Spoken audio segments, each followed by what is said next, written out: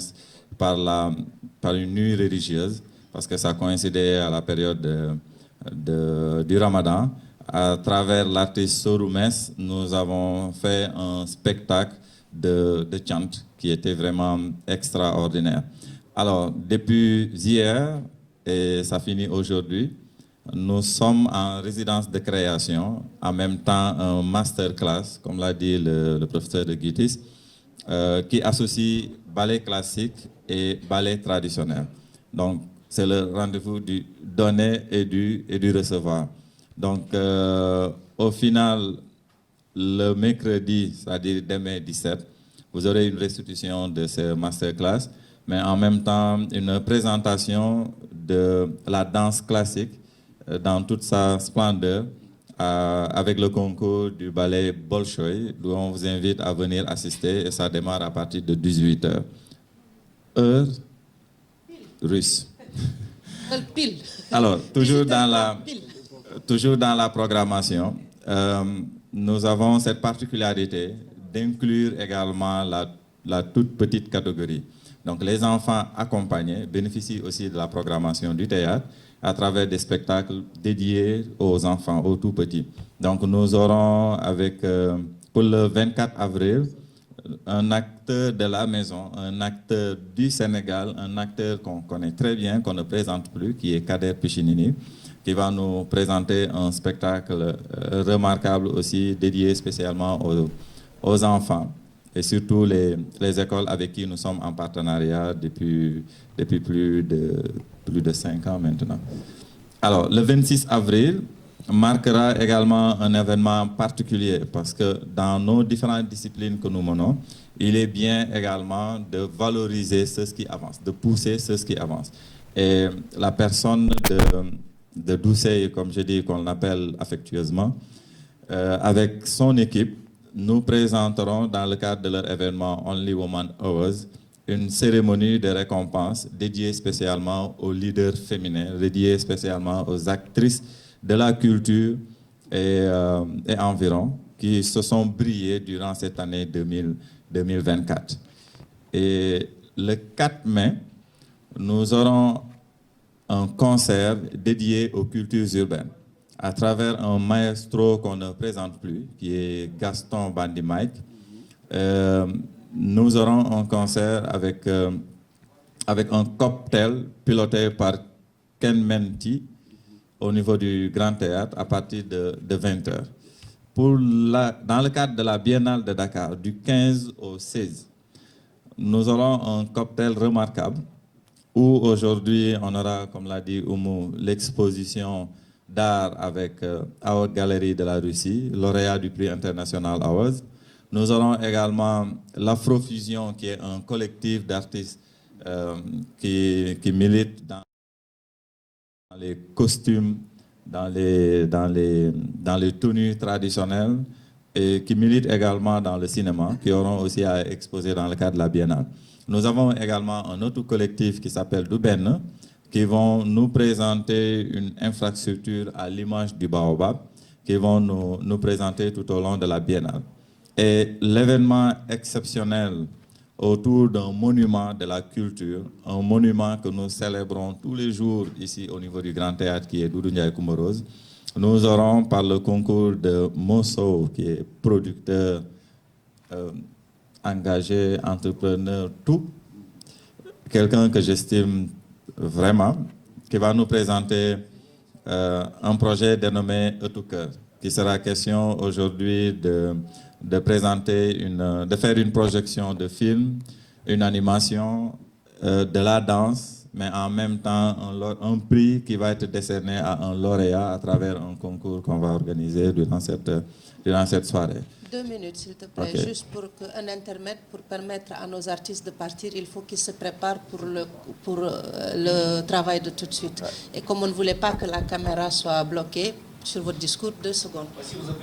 Merci beaucoup de votre compréhension. Merci à vous, et dire qu'ils sont en résidence de création dans la salle d'à côté. Merci encore. Alors, pour nous, ce théâtre-là ne doit pas vibrer tout simplement que des rythmes du soir. Les rythmes du matin également sont très très importants. On ne peut pas concevoir être dans un théâtre qu'il y ait un bruit silencieux. Pour nous, c'est important que ça soit une zone d'attraction, que ça soit une zone active, que ça soit une zone très animée, mais animée dans le bon sens. Et c'est dans ce sillage-là que nous avons, par le concours de, comme l'a dit tout de suite notre ami Prosper Raphaël, un projet dénommé Décal Théâtre. Le concept n'est rien d'autre qu'un atelier de formation qui est dédié aux metteurs en scène. Et donc nous faisons appel à tous les metteurs en scène du Sénégal que de la diaspora de venir participer à cette session de formation qui va durer du 20 au 24 mai, Inch'Allah, dans nos locaux du Grand Théâtre. Il est également prévu une conférence littéraire le 22 mai qu'on a dénommée la minute littéraire avec notre doyen de la maison qui se charge de faire la coordination de ces activités, M. Imnou Sarr. Toujours dans le cadre de la Biennale, avec un monument du monde de l'art, du monde du stylisme, Madame Oumou Si, qui fera un vernissage le 22 mai à partir de 18h, et vous êtes invités également à y prendre part. Le concept sera de faire une exposition autour de Talatay Nder. Alors, le 31 mai, le théâtre sur scène va ressurgir à nouveau à travers Breu Productions, qui va nous présenter également une pièce autour de l'histoire des enfants. Bon, Breu va revenir peut-être dessus dans les coulisses, mais le 31 mai, Inch'Allah, est prévu un spectacle théâtral. Le 5, nous avons au niveau du Grand Théâtre, grâce au directeur, un concept que nous avons mis en place qui s'appelle les afterworks du théâtre. Le concept n'est rien d'autre qu'un appel qu'on lance aux acteurs qui ont ce mythe du théâtre, qui se disent que le théâtre est trop cher, je ne peux pas aspirer, je ne peux pas, disons, prendre part aux activités du théâtre, ou bien je n'ai pas les moyens de venir au théâtre pour mener des activités et tout. Donc, avec le concours du directeur général, nous avons mis en place ce concept qui tend la main aux artistes et qui leur permet aujourd'hui de pouvoir venir nous présenter ce qu'ils peuvent faire, ce qu'ils font de mieux chez eux. Et à travers maintenant un jury que nous avons en interne, si le projet est viable, nous portons le projet au niveau du théâtre à un niveau qui nous permet de pouvoir aujourd'hui programmer dans la grande salle. Donc, pour ce cas spécifique, qui rentre aussi dans le sillage toujours de Doudou Ndiaye Coumba Rose, nous avons un artiste très talentueux du nom de Cheikh Anta, celui qui est le percussionniste attitré d'un fils du terroir dénommé Wali Seck, et qui a, par des rythmes de sabar, qui va aussi revisiter un peu les œuvres de Doudou Ndiaye Coumba Rose et qui l'a dénommé Sabal Melo à travers également le jazz. Je vous suggère de venir assister à cela parce que c'est un événement assez spécial. Alors, le fruit toujours de la coopération entre le Sénégal et nos hôtes et nos pays d'à côté, nous avons le Cap-Vert qui sera également à l'honneur le 8 juin à travers la nuit du Cap-Vert qu'on a appelé Noche Caverdiana avec l'artiste incontournable qu'on ne présente plus aussi, Oreille Azul, de Daniel Gomez de Oreille Azul, à travers un collectif qu'ils ont mis en place pour le 8 juin. Il sera question aussi de célébrer la nuit du conte à travers une collaboration avec la maison Kër Leyti qui est gérée par notre doyen Massamba Gueye. Il sera question de présenter un spectacle sous forme de dîner de gala où le thème tourne autour de la grande parole invite. Et ça sera le 14 juin, Inch'Allah, dans les locaux du Grand Théâtre. Alors, revenir encore avec le Ballet Académie, parce que nous avons un Ballet Académie ici qui ne forme que les enfants dans la pratique de la danse classique, avec toute une discipline autour. Le 19 juin, il sera question de faire la prestation du ballet avec les enfants de l'Académie. Le 22 juin, nous avons dédié spécialement au lendemain de la fête de la musique à une soirée musicale qui tournera autour de l'ambiance. Donc nous avons réservé la surprise parce que voilà, il y aura des artistes de haut niveau qui prendront part à cette importante activité. Voici l'économie du programme trimestriel du Grand Théâtre de Dakar. Et vous laissez la parole si vous avez des questions. On me signale que j'ai sauté une activité importante. Le 24 mai. Alors, c'est important à double titre, dans la mesure où nous sommes restés, je pense, ça fait un mois que nous sommes enfermés ici pour un atelier de création autour du théâtre sur scène et avec la compagnie Zamena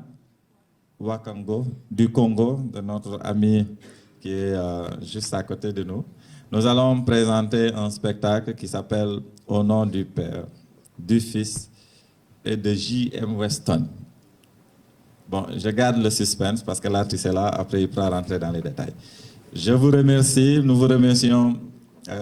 d'avoir fait le déplacement et sommes à votre entière disposition pour des questions. Merci. mbégte tey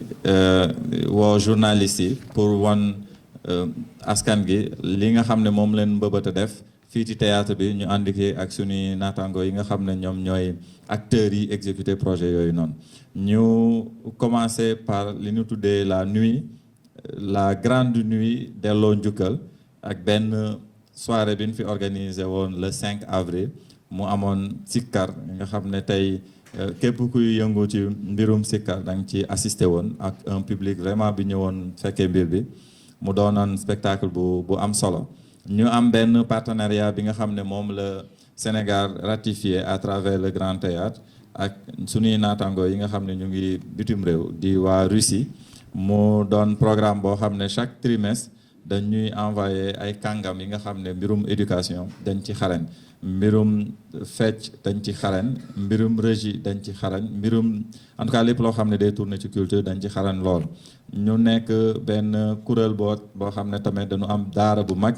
fële ci Russie ñu ñëw Sénégal détecter fii ay talent chaque trimestre dañuy ñëw détecter ay talent pour mun leen yóbbu bitim réew may leen possibilité ñu renforcer seeni capacité. Donc ñu nekk fii depuis démb di def benn masterclass tey la ñuy pare incha allah. Masterclass bi échange la entre acteurs yi nga xam ne dañu jóge Russie di def danse classique ak acteurs yi nga xam ne ñu ngi Sénégal di def danse traditionnelle. Donc bu ñu paree ci loolu dañuy ñëw le 17 incha allah c'est-à-dire suba à partir de 18h ñu présenter au grand public sénégalais li nga xam ne moom la ñu organise loolu la ñu nekk di def ci masterclass bi mais en même temps présenter ak benn ballet bu tudd Bolchoï di ballet bu mag bi nga xam ne kenn dootu ko présenter au niveau international. ñoom ñooy présenter un spectacle de danse classique bi ñu tuddee l'étoile du théâtre de Bolchoï. Le 24 avril ñu am benn programmation bi nga xam ne moom la ñu jagleel tout tànk yi ñu am sunu benn naataango bu mag benn artiste bu mag bi nga xam ne mu ngi Sénégal di Kader Pichinini. ñu war a organiser ak le concours des écoles yi nga xam ne ñoom ñoo nekk fii Sénégal war a leen présenter activité pour les tout petits. Le 26 avril ñu war a organiser li ñu tuddee Only Woman Hours ak sunu naataango bi nga xam ne moom mooy Doucey comme ni ñu koy woowee affectueusement di récompenser jigéen yi nga xam ne dañu ràññeeku ci atum 2024 ci seen waar moo xam culture la moo xam leneen la. Mais Only Woman Hours looloo ko tax a jóg. Donc c'est le 26 ñu fas yéene ko def à partir de 19h jëmale 22h incha allah. Le 4 mai dañ ko jagleel culture urbaine ñu am sunu benn doomu Sénégal bi nga xam ne il fait la fierté internationale bi le rappeur Gaston Bandi Mike moom ak ay naataangoom yi nga xam ne dañ leen di tàllal loxo comme kenn moo ci ak ñeneen artistes. ñoom ñoo war a ñëw fii ci Grand Théâtre def seen prestation maa ngi koy wax ni que xale yi nga xam ne daan nañ leen doon fàtte ci programmation artistique yi nga xam ne programme yu bëri guddi lay xew Grand Théâtre moom dans sa programmation par le concours du directeur général dañuy jagleel benn programmation bu ñuy dédieel xale yi. Donc le 15 mai incha allah dañu am benn spectacle bu ñuy def pour xale yi autour du théâtre autour de la danse, autour de la musique. Sénégal chaque 2 ans dafa am événement bu mag boo xam ne bu fi xew di Biennale de Dakar ñun dans le cadre de la Biennale de Dakar ñu am programme bu vaste bi nga xam ne moom le Grand Théâtre fas yéene def alors dans le cadre du partenariat bi ñu am ak Kalinka ak waa GITIS dañu am benn exposition d'art bu ñuy def bu tudd Awa Galerie bu Russie bi nga xam ne jot na gagné prix international Awards dinañ am également benn collectif bu tudd Afro Fusion collective bi nga xam ne tey ñoom ci ay costume cinéma la ñuy def tenue traditionnelle ak yooyu ñoom ñooy dajaloo collectif bi pour def benn présentation am nañ également beneen collectif d'artistes yi nga xam ne c'est des professeurs yi jógee ci École nationale des arts pour la plupart ñu war a def symboliser sunu emblème boo xam ne kenn dootu ko présenter muy le baobab fii au niveau du Grand Théâtre mu am activité phare bi nga xam ne théâtre bi à chaque fois que ñu tudd nit kooku théâtre bi da ciy farlu muy ëttu kër di sunu initiative sunu naataango moo sow mettre en place moo am benn film documentaire boo xam ne moom la jot a def ak Doudou Ndiaye Coumba Rose di rappeler ni que moom il a une relation assez particulière ak Doudou Ndiaye Coumba Rose daanaka toutes les publicités yi nga xam ne day jàll au niveau du Sénégal les films les clips yi nga xam ne jot na jàll fii au Sénégal moom la ak père Doudou Ndiaye Coumba Rose donc ce serait bien de venir assister parce que c'est une longue histoire qui va être retracée au niveau scénique à travers le cinéma mais également dafa jot a def benn liggéey bu am solo dafa répertorier l'ensemble des rythmes ak création yu père Doudou Ndiaye Coumba def mu daal di ko décliner sous forme scénique et dina am ci journée wu 18 mai bi incha allah benn concours bu ñuy jagleel aux batteurs jagleel ko également aux danseurs aux musiciens yi nga xam ne prix bu mag la bi ñuy joxe jour ji di wax ni que également il est en collaboration avec Oumou Sy di styliste dina am exposition également bu ñuy def ci hall bi te ñu ngi leen di ñaan ngeen ñëw seet fekkee loolu di wax tamit une particularité avec une structure boo xam ne mu ngi fii nga xam ne ñoom seeni liggéey mag dañ ko orienté spécialement à la formation ñu fas yéene def benn activité bu am solo fii ci théâtre bi pour renforcer capacité wu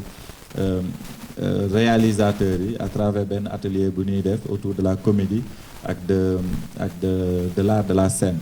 di woo metteur en scène yi nekk Sénégal yëpp di woo comédiens yi également yu nekk Sénégal ak ñi nekk ci diaspora bi ñu ñëw assister ci activité bi et ça se passe du 20 au 24 mai incha allah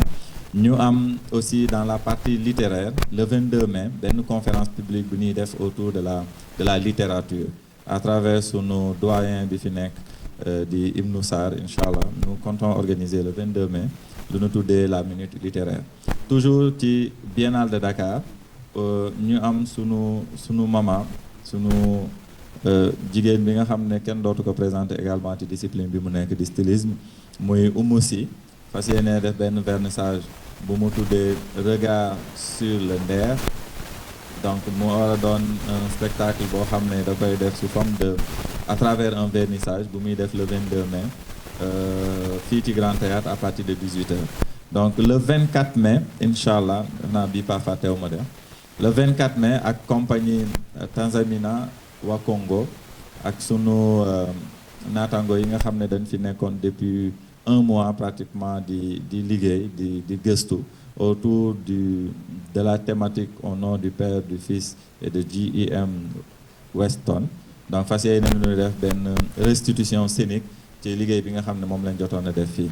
à partir du 31 mai incha allah ak compagnie bi nga xam ne pratiquement ñoom ci kër gi lañ nekk muy Breu Production dañu fas yéene dekkilaat le théâtre sur scène comme ni ñu ko mënee ñoom fas yéene tey def à travers seen spectacle le 31 mai au niveau de la grande scène du Grand Théâtre à partir de 19h alors bu nu jógee ci loolu am nañ benn innovation bu mag boo xam ne moom le directeur général Ansoumana Sané instauré fii ci théâtre bi pour tàllal loxo artistes yi nga xam ne tey seen loxo jotul seen ginnaaw et que ñi nga xam ne tey dañu am toujours le mythe du Grand Théâtre ñi nga xam ne tey dañ naan Grand Théâtre mënuma fa dem parce que dafa cher wala Grand Théâtre mënuma fa dem parce que ñi fay dem ay kàngam kese lañ donc dañuy leen di may benn plateforme yi nga xam ne moom la ñuy permettre tey ñu mën a wane seen bopp bu dee day am beneen jury boo xam ne mooy nekk ci wet gi pour mën a tey valoriser spectacle boobu pour tey ñu mën ko dugal ci programmation Grand Théâtre et que gën ko valoriser. Donc le 5 juin am na benn afterwork bu ñuy def bu tudd Sabar Melo ak benn artiste boo xam ne pratiquement kenn dootu ko présenter parce que moom mooy percussionniste Wally Seck mu tudd Cheikh Anta Ndiaye. Toujours dans le cadre de la collaboration bi nga xam ne tey suñuy relation yu nu am la ak yeneen réew dañu am benn activité bu ñu dédié Cap-Verdien yi donc mu doon la grande nuit du Cap-Vert au Grand Théâtre mu tuddee ko Noche Cabo-Verdiana muy ay séance d'exposition bu ñuy def ay rencontres professionnelles ay discussions panel consultation yu ñuy def le 8 juin fas yéene ko terminé par un grand concert bu ñuy def autour de la communauté cap-verdienne, autour de la culture cap-verdienne. ñu am également ci wàllum conte benn kër bu mag bi nga xam ne moom la ñuy lëkkalool muy la maison de l'oralité du patrimoine Kër Leyti nga xam ne kenn dootu ko présenté muy une initiative de notre doyen Massamba Gueye ñu fas yéene def la grande nuit du conte le 16 juin à travers la thématique de la parole, la grande parole invite. loolu ñu fas yéene ko def fii ci Grand Théâtre sous forme de dîner de gala ñu leen ci invité ngeen ñëw assister ci le 19 juin toujours ak tout tànk yi ñu am benn activité boo xam ne ñu ko tuddee Bété Bété muy ay marionnettistes yi nga xam ne dañuy yëngu ci waarum théâtre ak art du spectacle ñu fas yéene koo jagleel xale yi à partir de 10h jusqu'à midi ñu fas yéene le 19 juin présenter sunu xale yi nga xam ne fii lañ nekk ci école danse classique muy ballet académie bu Grand Théâtre fas yéene wone li nga xam ne moom leen jot a jàngal tout au long de l'année à travers benn spectacle bu ñuy def jagleel ko xale yi et c'est de 19h à 22h. Le lendemain de la fête de la musique le 22 juin précisément dañu am fii benn plateau bu mag boo xam ne moom leen bëgg a def avec des artistes surprises dédiés ko à la musique et ça sera de 20h à 2h du matin. Donc lii mooy programme bi nga xam ne moom la Grand Théâtre tëral pour trimestre bi di avril mai juin di leen ci remercier bu baax a baax di leen jaajëfal bu dee am ngeen ay questions je pense que public bi ku ci nekk mën ngeen ko jël en ITV. Aux acteurs culturels de venir nous voir, les journalistes de venir nous voir.